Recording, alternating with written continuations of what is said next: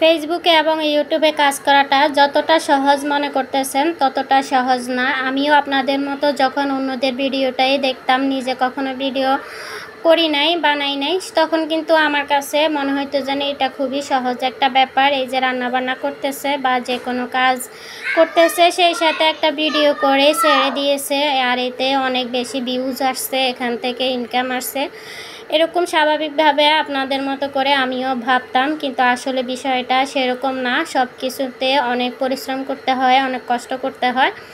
তো এতটা কষ্ট করে যখন একটা ভিডিও বানাই, তখন ভিডিওতে যখন ভিউজ হয় না বা ভিডিও ভাইরাল হয় না, অথবা সেরকম ফলো অথবা সাবস্ক্রাইবার আসে না, তখন কিন্তু খুবই কষ্ট লাগে, খুবই দুঃখ লাগে। আমার কিন্তু তার চেয়েও বেশি কষ্ট লাগতেছে। এখন আমার ফেসবুক পেজে প্রায় 37,000-এর বেশি ফলোয়ার্স ছিল, এখনও আছে আমার 37,000 প্রায়।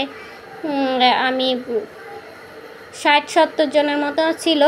এখন দেখতেছি হঠাৎ করে অনেকে ফলো দিয়েছেন যারা, তারাই আবার আনফলো করে দিতেছেন।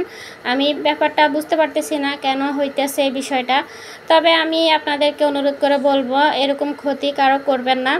যদি কাউকে ফলো দেন তাহলে দিয়ে রাখেন, আর যদি না দেন তাহলে প্রথমে চিন্তা ভাবনা করে না দিয়ে রাখবেন, দেওয়ার দরকার নাই। যদি ব্যাক নিতে হয় তাহলে সে ফলো দেওয়ার কোনো প্রয়োজন নাই, সেই চ্যানেলে সাবস্ক্রাইব করারও কোনো প্রয়োজন নাই।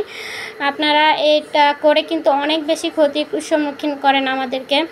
আমি শুধু আমার জন্য বলতেছি না, সবার ক্ষেত্রে আসলে এটা খুবই পেজের জন্য অনেক বেশি ক্ষতি হয়। এরকম ক্ষতি কেউ কারো করবেন না। আমি মনে করব যারা এই ক্ষতিটা করতেছেন তারা হয়তো বা তাকে মনে প্রাণে ঘৃণা করেন, এই জন্য এই ক্ষতিটা করতেছেন। ফলো দিয়ে কেন ফলো ব্যাক নেবেন? এটা কিন্তু পেজের জন্য মারাত্মক একটা ক্ষতি। আমি ইদানিং দেখতেছি এই ক্ষতিটা আমি ফেস করতেছি। তো আমি আপনাদেরকে আবারও অনুরোধ করব, এরকম ক্ষতি কারো করবেন না। যদি ফলো দিতে মন চায় দিয়ে রাখেন, কোনো সমস্যা না। আপনার তো কোনো ক্ষতি হইতেছে না, কাউকে যদি ফলো দিয়ে দেন, সেটা আবার ব্যাক নেওয়ার কি এমন প্রয়োজন হয়ে যায়? যাই হোক, আল্লাহ পাক সবাইকে বোঝার তৌফিক দান করুক। আমি কখনোই এমন কাজ কারোর সাথে করি নাই, আমার সাথেও কেউ করবে না, সেই আশাটাই রাখতেছি। আর যে কোনো কাজ আসলে সহজ না, অনেক কঠিন, কষ্ট হয়।